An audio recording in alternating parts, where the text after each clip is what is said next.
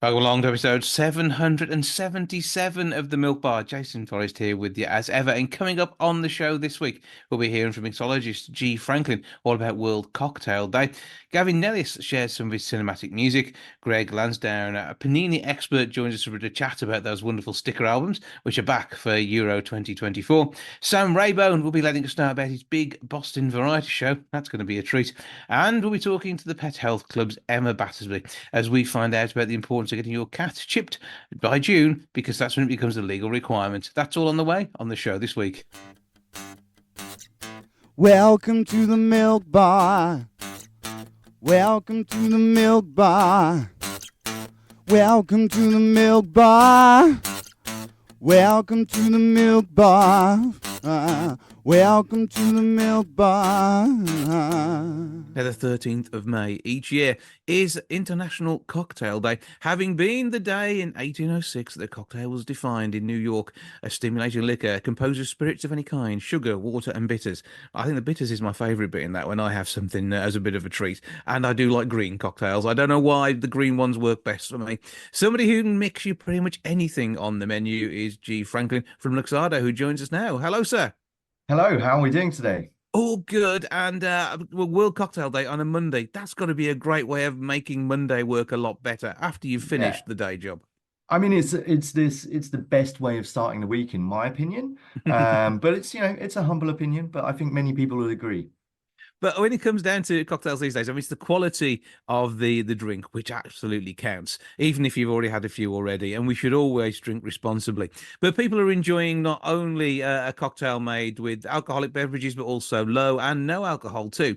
And it's about the infusion of flavors that hit your tongue, which is the bit that you do as your gig. Yeah, definitely. So, working for an Italian brand, we actually try to promote sort of, clean drinking, as it were, but more so aperitivo culture.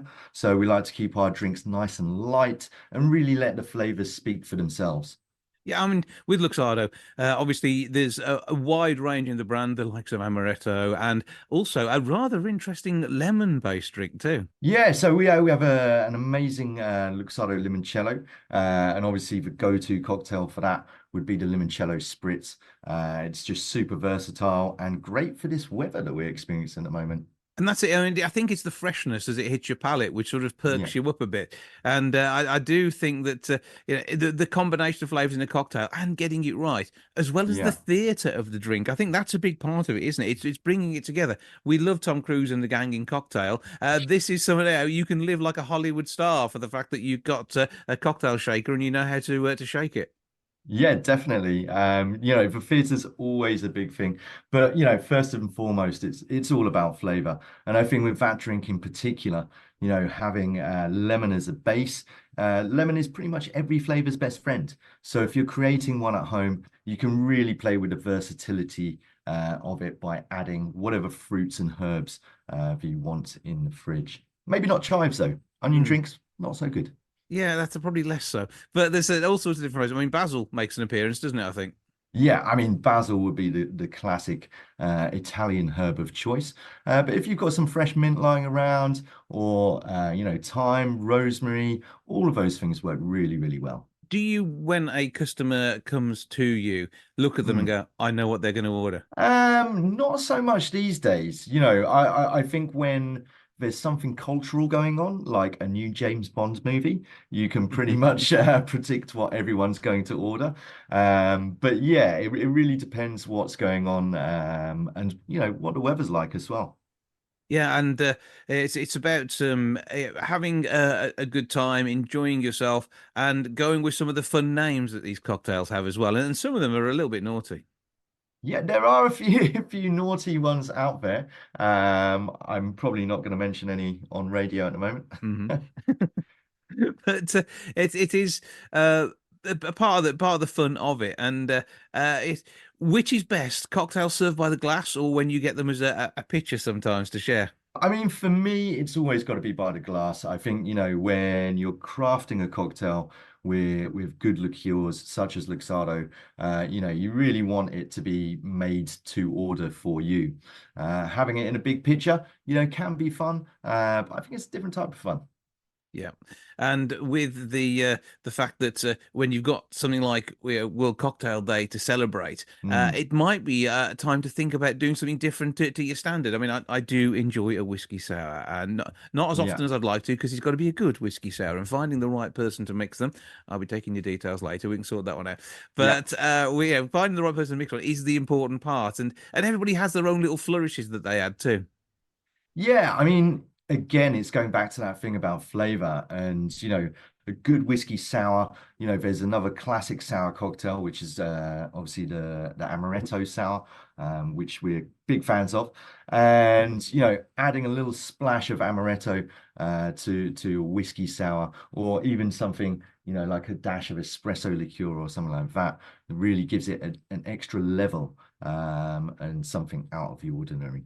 But when it comes to the way in which the cocktail is delivered as well, does the glass Mm. shape make a difference? Oh, definitely. Yeah. I mean, obviously, for something like a amaretto sour, you want it short, you want it on the rocks. If you were to put it in, say, a martini glass, for example, it just wouldn't have that same effect. And I think, a lot of digestivo cocktails as well, sort of like after dinner, you want that warming effect. So, having something in a rocks glass really, really goes down well. I think obviously martinis, if that was to go in a rocks glass, it would look like you're drinking some water, which if you're saying you're not drinking today, might be a good idea. But a little bit sneaky at the same time. Yeah, it is about having fun. It is also about drinking responsibility. We must behave ourselves because we Yeah. know the after effects can be a little troublesome. Oh, But definitely. it's quality over quantity. I think that is another important thing to do, isn't it? Yeah. Well, I think with aperitivo culture, and I'm a little bit of an expert with this, having represented Italian brand like Luxardo, is all about aperitivo culture. So I think Italy has the perfect weather in the world where you want to spend a lot of time outside enjoying your time with your friends. So they don't want to get too drunk too quickly, and that's kind of what lighter styles of spritzes and aperitivo style drinking is all about. It's all about the fun and not taking it too far. So, can we recreate this in our own homes easily? I'm going to guess with a few Ah, tips from you and easily. some looking online, we'll be able to make the magic happen. Yeah, definitely. I mean, an easy cocktail, limoncello spritz, 2 shots of Luxardo limoncello, 1 shot of white wine. I know everyone's got at least 1 shot of white wine lying around in their fridge. A soda of your choice. Again, it's lemon. It's going to mix with any soda. And then whatever fresh fruit you've got in there, you can really personalize it to your tastes. And get one of your five a day at the same time. I'm Oh yeah, convinced you've yeah, sold healthy it to me. drinking. That's where it's at. Yeah. That's the way to look at it.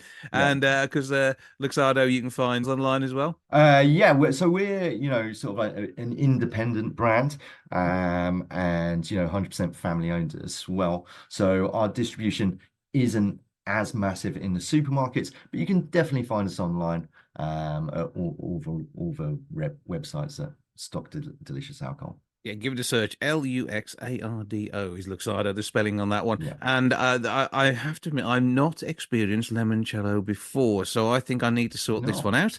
I shall be checking that one Yeah. out for myself, but again, also behaving. But I think it's going to be well worth doing to mark World Cocktail Day. I think it's something that I ought to put a bit of effort into. So that sounds like Yeah. a bit I of a mean, plan. it's a great excuse for a drink.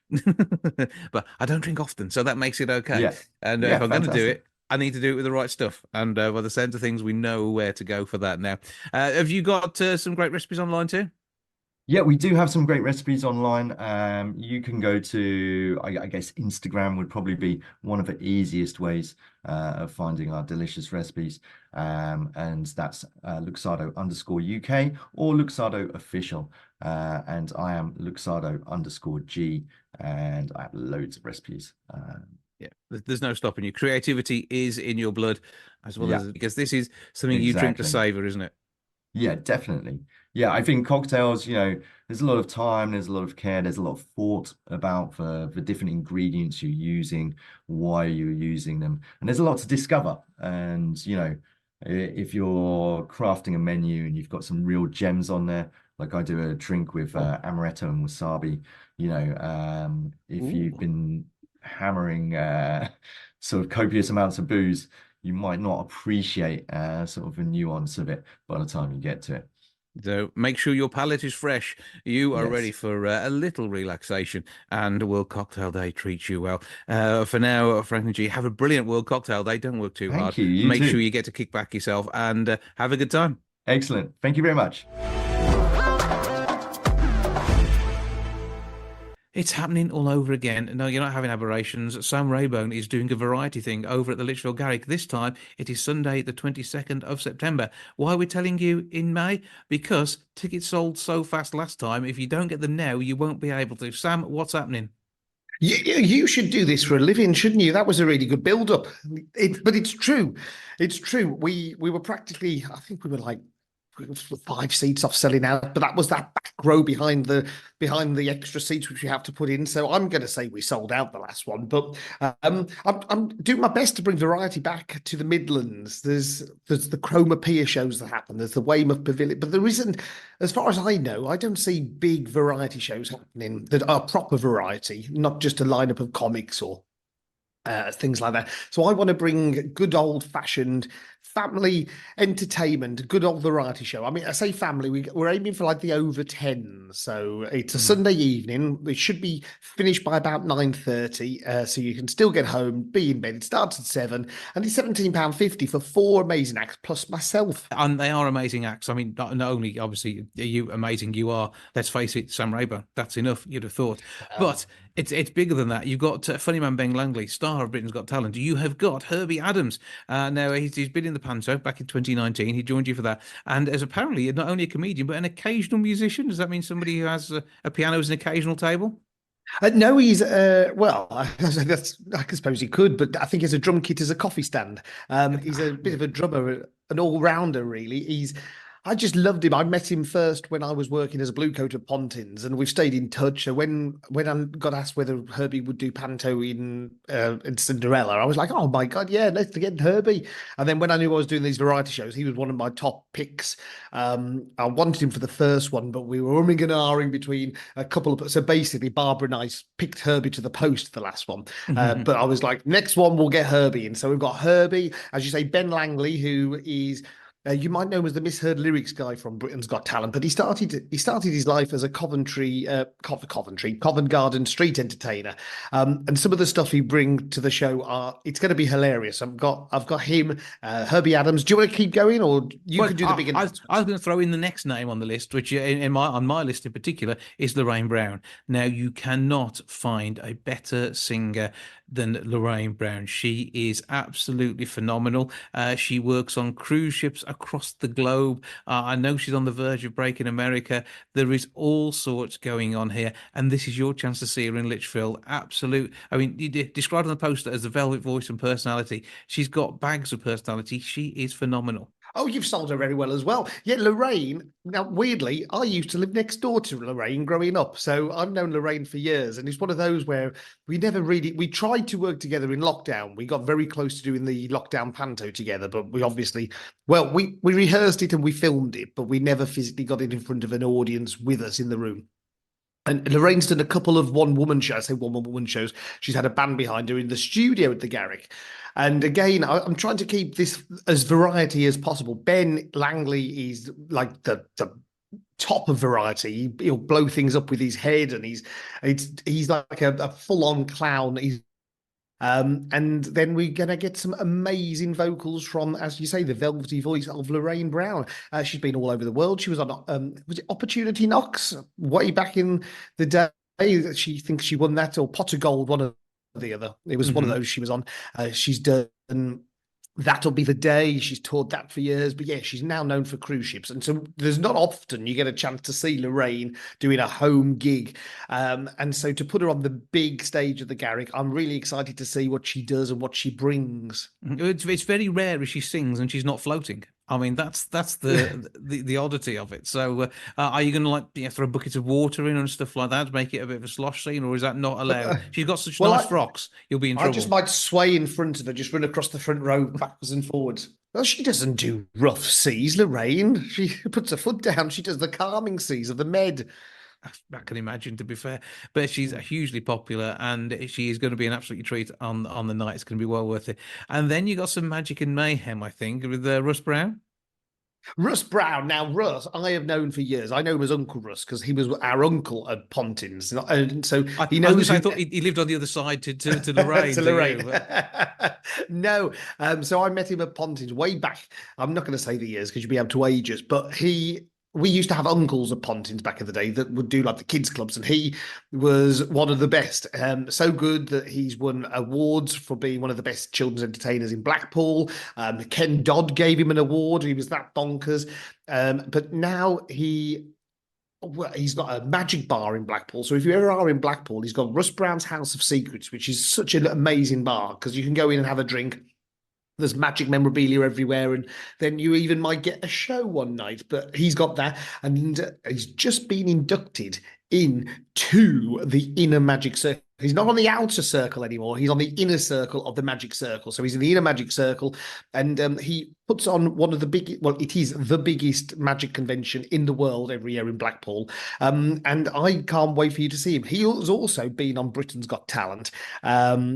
So we might be bringing one of his Britain's Got Talent acts to the night, but I can't tell you much more than that because that's going to be a little surprise if me and Russ can figure out how we're going to bring it to the Lichfield Garrick stage. Okay, well, you try and work that out. Meanwhile, we know it's going to be awesome. Tickets are available onto the box office on 01543412121 or via lichfieldgarrick.com, and you can do that. Oh, hang on. What were you doing? Oh, sorry. Mug?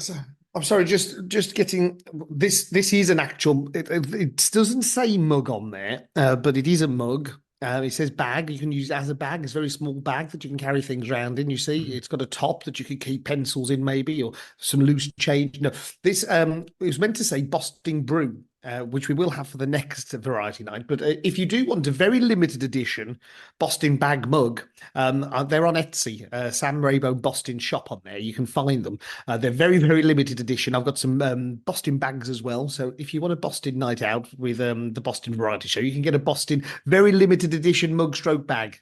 Because it is Sam Ramo's Big Bostin Variety Show. That's the full title. Yes, it. Yeah, my Big Bostin Variety Show. That's sort of going off the Lichfield Panto catchphrase that we've now developed. So yeah, it's going to be a night of fun. Starting at 7, we aim to be finished around 9:30, as long as everybody behaves and runs to time and the audience are in and out nice and quick. It's nice to be doing it in September, just before we're getting ready for Panto. We've got a few names now, I think, which we're very soon going to tease into you. We can't tell you who we got at the moment in Panto, but one of them is back, and one of them is very new to the Garrick. It's all I can say to you, but we've got a very good lineup for Jack and the Beanstalk this year. So I'm excited for the Big Bostin Variety Show, straight into Panto. And fingers crossed, if these work, we'll have some more variety shows next year. Well, that should be rather good. I've got my money on Ben Thornton being back for Panto. I'm nipping down Ladbrokes for that one a bit later on. Meanwhile, it's going to be an amazing night of variety. Have a fantastic time. Break a leg. Wear some weird outfits on stage, knowing you, and have a fantastic time. Sam Rayburn, always good to speak to you. Thank you. The Milky Bar's on me.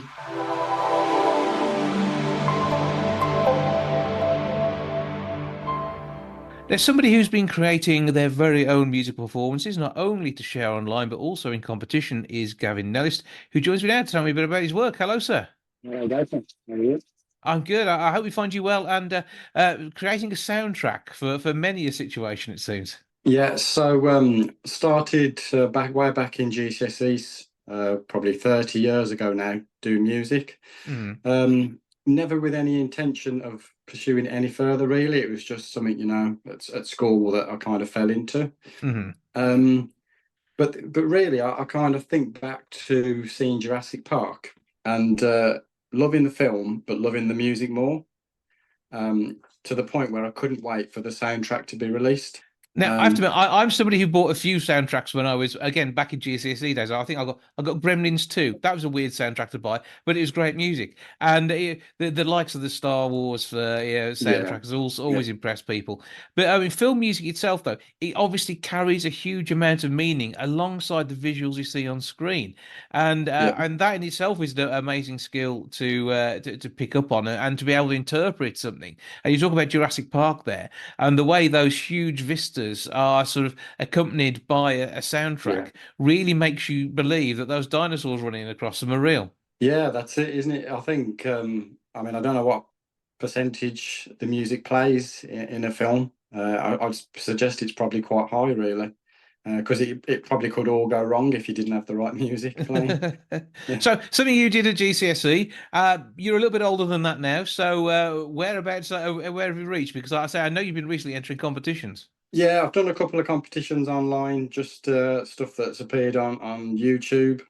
But it all really started probably about 9 months into lockdown, pottering around at home, not much to do, getting your feeds and your suggestions coming up on YouTube. And one was something like learn music theory in 10 minutes. And I thought, well, this will be interesting. I'll have a look. 10 minutes to spare, yeah. Yeah. And that was by a composer and educator called Guy Mitchell-Moore, who's been around for many years now. And it kind of brought back some memories of the music that I did at school. But then didn't think anything more of that. But then started getting more suggestions in, as you do on YouTube. It started sending me more videos on composing and using different tools.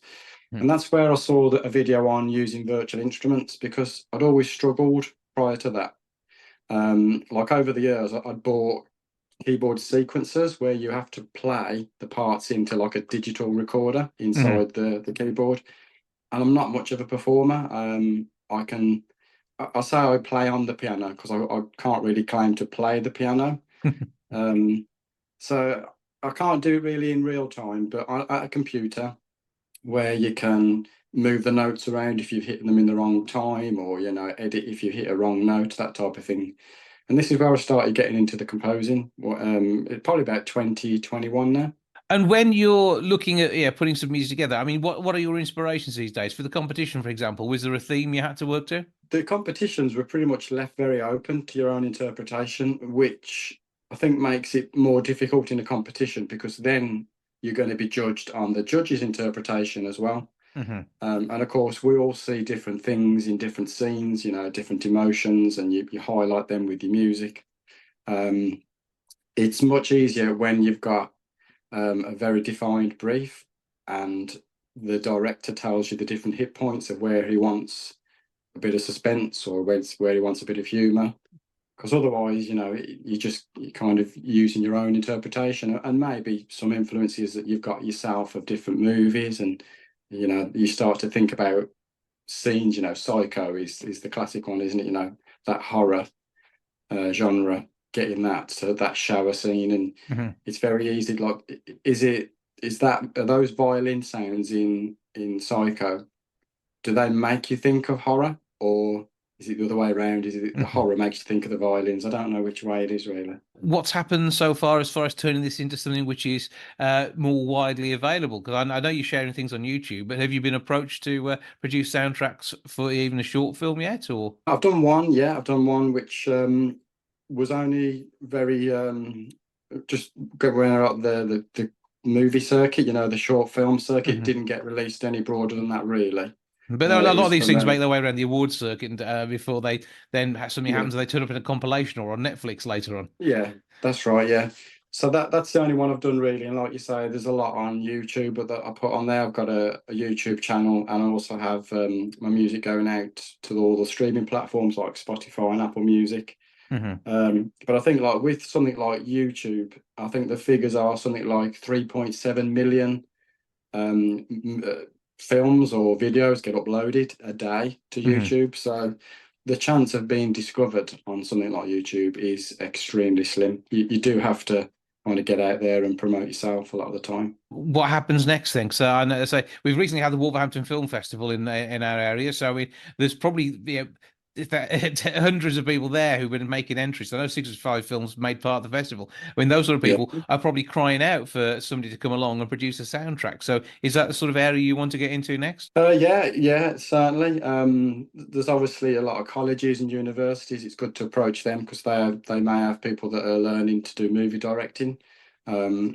And you can help them with a score for their movie, and they can also help you in return sometimes for maybe putting together like a show reel of your music. So there's quite a bit of collaboration you can do with people like that. You're at the moment, you're putting yourself there and saying, "Hello, look at me, come along and see where you can use my work." Yeah, that's it. I do a lot of music where I've generated a picture using AI. And then using that as the inspiration, that's quite interesting because that can conjure up all sorts of weird and wonderful things depending on, what you put into the prompt. But have you been tempted maybe to go into short film making as well and score something yourself? I've thought about potentially using AI doing filmmaking. It's not quite at the level yet, though. It's getting there. The stuff you can do presently is very like 30 seconds. It's very short. But maybe create a few scenes and see where it goes from there. So with the work that you've got out there at the moment, how do people find that to have a listen to and enjoy your cinematic approach to the world? Well, I've got the YouTube channel, which is Ambience of the Abyss. That's mostly ambient music, which it's compared to traditional music, which has a structure and rhythm. Ambient music is far more like an atmosphere or a soundscape. You can kind of get lost in that a little bit. Again, using the AI images, things like post-apocalyptic scenes, you let your imagination run wild as you're listening to some of the ambient music. And then on the streaming platforms, I'll go by the name of Two Tones Higher on that. So there's a lot of the ambient music goes on there as well. And other stuff that I write, for some of the short films potentially that can make it onto there as well. So if people to get in touch with you, how do they do that? On YouTube would be a good way. There's a post a comment, or there's the button there now for adding the email address. You can pop an email over. That'd be brilliant. So find out more, see whether your world needs a soundtrack, whether it's a short film, a business film, that sort of thing, and see where it goes from there. Yep. Give us the details of your YouTube channel one more time. It's Ambience of the Abyss. Check it out. Have a listen. We're going to take a listen to a piece now. Which one would you like us to play? The album I've released recently is called Chrysalis, and each track in that tries to represent the journey through the life of a butterfly. So there's track 7 from that, which is called Morphing. I think that's quite a nice one. Okay, we'll take a listen to that. Meanwhile, for now, Gavin Nellis, thank you for joining us. Thank you. Thanks for inviting me.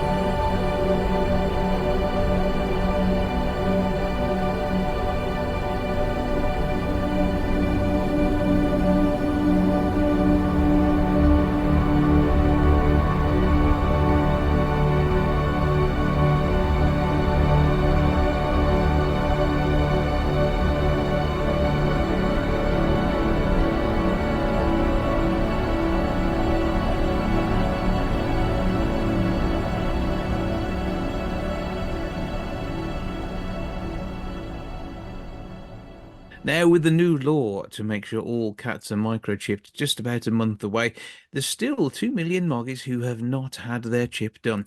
To tell us more, I'm joined now by a vet from Pet Health Club, Amelia Battersby. Good afternoon. Good afternoon, Jason. Now, in the world of veterinary work, obviously it's always heartbreaking when someone brings a cat into you that is sadly no longer with us. But there's not only the sad times which are covered by the microchip, so people know if they've lost their loved one, but also the good times when people get reunited with their pets after they've gone astray. Absolutely. And we have some fantastic stories about people bringing a cat into us that has been straying around. And we've scanned the microchip, been able to trace those owners. And in some particularly remarkable cases, those owners have actually moved away to another part of the country and never thought they'd see their cat again. And are obviously delighted to be reunited. And it really is what we do the job for. So it's really important all round. Yeah, and in this time of where the animals going missing due to theft as well, obviously the microchip is a vitally important tool to be able to get them back to their owners should something happen like that. But as you say, with cats in particular, I think dogs are less likely to wander off on their own, but still it happens. But cats certainly are very much of their own mind, and they go and do what they want to do, and sometimes that doesn't involve what we want them to do. Absolutely. And it's really interesting with cats just how far they can wander as part of their day-to-day territory. And some of them, as we know, some cheeky felines even have multiple homes that they like to go into for different bits and pieces of food and affection. But it does mean that they are more prone to going missing than our dogs. The law changed in 2016 for dogs, and we've been campaigning ever since, really, for cats to be caught up because they're just as important family members as our dogs, and more likely to go missing, and sadly more likely to be involved in accidents as well. And for me as a vet, that's one really important area that I think people often don't think about. We don't want to think about the worst happening until we have to. But I see a lot of cats come in after road traffic accidents. And it makes all the difference in the world if I can contact those owners, let them know what's happening and that their pet's in safe hands, and then talk about how we're going to get their pet well again. So I really would encourage everyone to get it done. Absolutely. And because they've got such a wide-ranging places that they visit during the day to day, you never know quite how far they've gone. So it might be a road one side of town, and it could be halfway across the city centre where the cat normally lives. So it is, again, one of those things where the microchip can make a huge difference, not only of peace of mind and knowing how your pet is, but also yeah, just to they're a member of the family. Even yeah, the cats and the way they behave, sometimes you wonder about it. They are still absolutely part of the loved ones that you have, and they give affection as requiring it. Absolutely. And it's a matter of safety. As you said, they're a member of the family, and their safety is just as paramount as every other family member. And that's partly why we've created the Pet Health Club, which is a service that provides all sorts of preventative healthcare to help us look after your cats, keep them healthy. And microchipping is one of the benefits of that service, and it's something we would really encourage owners to take up. Absolutely. Yeah, knowing where they are or where they've got to is good. And I mean, people often put a little tracker on their pet as well, but that's the sort of thing which can go missing because, again, they're pretty good at that. You pop a small microchip painlessly under the skin, and you can be read. And can people read their own pet tags as well? Is that something they can do on their phones these days? I think generally it's still limited to scanners that people have in practices and at police stations and places like that. Hopefully the technology will emerge that we can start to read it on our phones. That would be really useful. And yes, as you said, trackers have been so fascinating, finding out where our cats really go, but they can fall off, and they're still relatively big and cumbersome compared to a microchip, which is permanently implanted and no bigger than a grain of sand. Yep. So again, not going to cause your cat any problems. It won't even know it's there after the small amount of healing that it'll take after inserting it, and it'll be something which gives you peace of mind and means that you know that your cat is going to be looked after and will get back to you should it go off on a little wander around. The 10th of June is the date this all has to be done by, so the countdown is on, and it is, as we say, a legal requirement for your cat to be chipped for your protection, their protection, and the peace of mind of all in society to know that we know where that cat belongs to and where it should be eating its dinner, wherever it did happen to have tea that day of the week. So, Winston, where can we go for more about the Pet Health Club, all the great things that you do with tips and advice, and also how people can become members? Yeah, so if people look up the Pet Health Club website, there's loads of information on there. We've created a microchipping information hub on that website with FAQs, and there's even a video from my colleague Dave explaining what to expect when you take your cat to the vet for a microchip. So hopefully everyone will be able to find out and have all their questions answered on there. Yeah, getting them in the carry cage, is that covered as well? Yes, yeah, that's a common question. And we do have some tips on there as well. So, yeah, you can get them there, get them sorted, get them back, and give them a little bit of a treat, something nice for tea afterwards, just to make sure that they feel full of life after you've popped their microchip in, to get them legal and keep them safe too. Well, veterinary surgeon Amelia Battersby from the Pet Health Club, thank you for joining us. Thank you, Jason.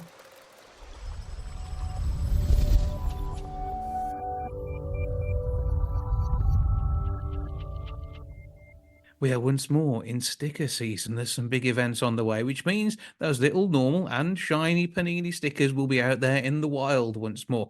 When it comes down to knowing a thing or two about Panini albums, I've got an expert for you. Greg Lansdowne, who's with me, is also the author of Stuck on You, The Rise and Fall and Rise Again of Panini Stickers. How you doing, sir? Yeah, very well, Jason. Thanks for having me on. Well, good to talk to you. And I remember from when I was a kid, probably in the first big reign of the Panini sticker, many were collected and exchanged on the playground at my school. And whether it be the likes of the football events or I think my sister had one on Pete's Dragon, the film. There's been all sorts of sticker collections over the years, and it is the excitement of opening the packet to see what you've got inside. Oh, absolutely. Yeah, it sounds like you were collecting in a similar era to me during the 80s. And as you say, it was a golden era for Panini. But here we are, around about 45 years later, and it's still a golden era for Panini. With they've got their Euro 2024 tournament album out, and they've also got this collaboration with Marks and Spencer's out today. So you won't be able to move for Panini over the next few months.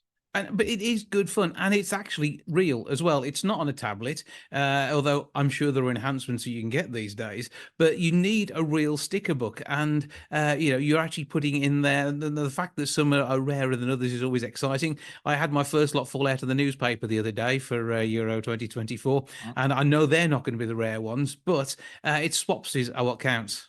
Yeah, exactly. And as you say, again, nothing has changed in that respect. And I think collectors dictate as with regards to what is a sought after sticker or which is a common sticker, and it changes from region to region.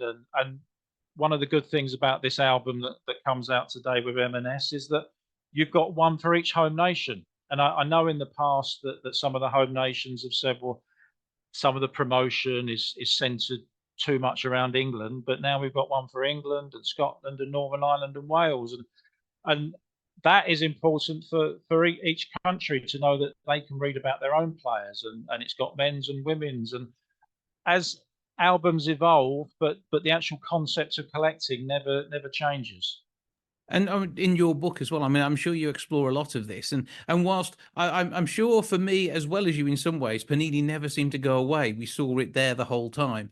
It is interesting how sometimes these things go out of fashion, but great to see the youth of today picking this back up and going with it. Yeah, especially in this tech age where I've got 3 kids, and it's a nightmare trying to get them off their phones or their tablets, and this Panini sticker collecting is a way to get them off. And the survey that M&S did for this launch listed the top 10 games in the night or playground activities in the 1980s, and now, and Panini ranked number 7 on each occasion. You look at some of the other activities, and they've fallen by the wayside, and also some of the ones that take place now had not really been heard of in the 1980s. So it is nice to have a relatively wholesome activity remain the same. I say relatively because sometimes the swapping can get a bit feisty. But it's also one where actually in some cases the collections still have value many years on, because people enjoy them, they swap the stickers, they put them in the book, and after that sometimes they disappear into the loft, never to be seen again, and sadly get damaged by water ingress, that sort of thing. But it is one of the things. I'm not saying it's an investment, but it's always an interesting one when these things come up for sale.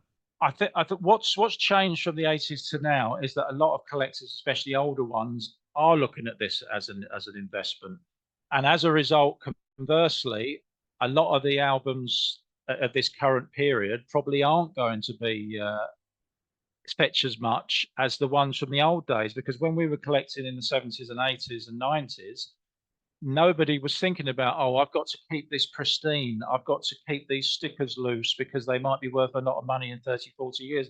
Nobody thought about it. As a result, there aren't many around.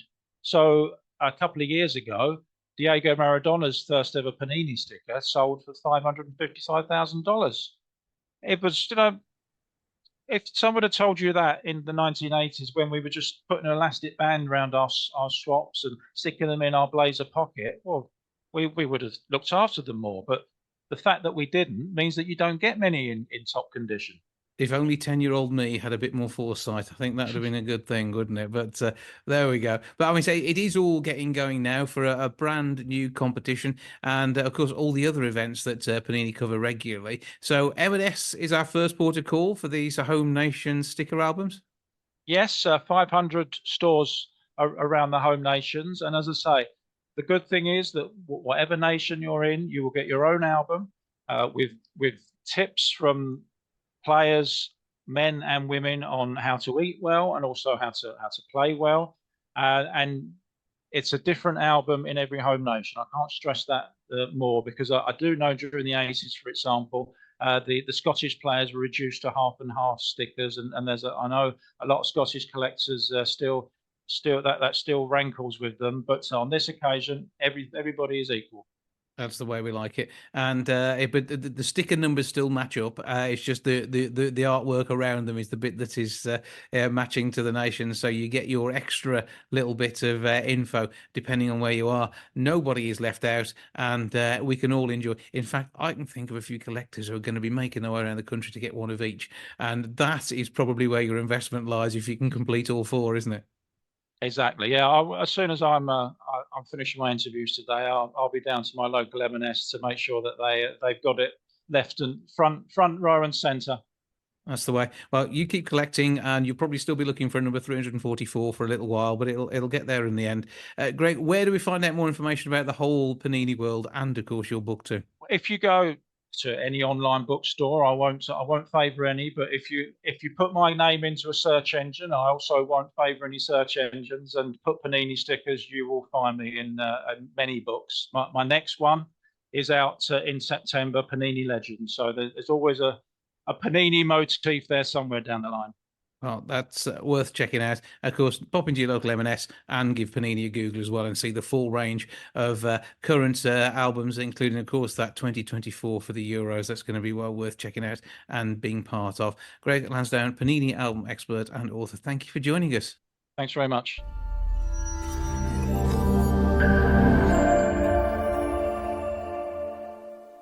That's a lot for this week. Thank you so much for joining me. Back with episode 778 next week. I'll see you then. Ta-ra for now. Goodbye from the milk bar. Goodbye from the milk bar. Goodbye from the milk bar.